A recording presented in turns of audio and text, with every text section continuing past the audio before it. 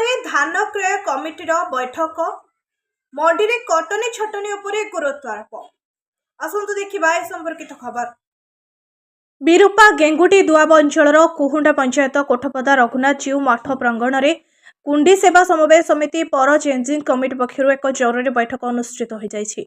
समवाय समितिर सभापति अखिलेश पद महांती अध्यक्षतार अनुष्ठित यह बैठक में धान क्रय कमिटीर सदस्य सरकारी कर्मचारी एवं समितिर डायरेक्टर संपादक एवं अग्रणी चाषी प्रतिनिधि माने जोग देथिले।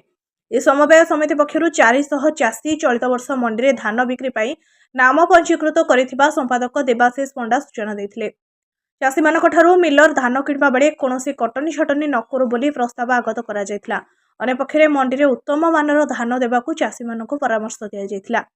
ए बैठक में कुहुंडा ग्राम पंचायत संप्रसारण अधिकारी अनंत चरण देवता, कोठपदा राजस्व निरीक्षक दिलीप कुमार महांती, समवाय समितिर डायरेक्टर निहार रंजन पंडा, डायरेक्टर रवींद्र पृष्टि, डायरेक्टर रमाकांत पंडा, डायरेक्टर जयदेव महांती, पूर्वतन समिति सभ्य सत्यजित, श्यामसुंदर बराड़ प्रमुख जोगदे आलोचन में अंशग्रहण करथिले। चलित मास 10 तारिख में कुहुंडा पंचायत विद्युत विभाग कार्यालय प्रांगण में कुंडी समवाय समिति पक्षर धान मंडी उद्घाटित हेबो एवं टोकन पाइथिबा चाषी माने सेमानक धान बिक्री करि परिबे बोली समवाय समितिर सभापति अखिलेश महांती प्रकाश करथिले।